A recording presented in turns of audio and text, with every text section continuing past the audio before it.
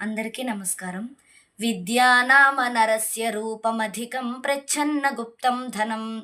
విద్యా భోగకరీ యశస్సుఖకరీ విద్యా గురూణాం గురుః. విద్యా బంధుజనో విదేశగమనే విద్యా పరా దేవత. విద్యా రాజసు పూజ్యతే నహి ధనం విద్యా విహీనః పశుః. అంటే మనందరికీ కూడా చదువే రూపం. చదువే రహస్యంగా దాచుకున్నటువంటి ధనం. అంటే మన నుండి మన చదువుని ఎవరు కూడా దొంగిలించలేరని అర్థం.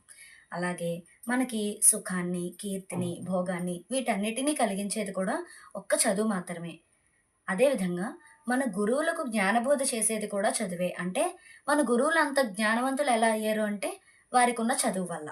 అలాగే మనము ఎన్ని దేశాలకు వెళ్ళినా, విదేశాలకు వెళ్ళినా, దేశం కాని దేశానికి వెళ్ళినా కూడా మనకి సహాయపడేది మన చదువు మాత్రమే. అలాగే మనందరి పట్ల, మనందరి పట్ల కూడా పరదేవత మన చదువులమ్మ తల్లి మాత్రమే. అటువంటి చదువుని రాజులు అటువంటి చదువునే పూజిస్తారు తప్ప ధనాన్ని ఎవరు కూడా పూజించరు. అటువంటి చదువు లేనివాడు పశువుతో సమానుడు అనేది ఈ శ్లోకం యొక్క భావం.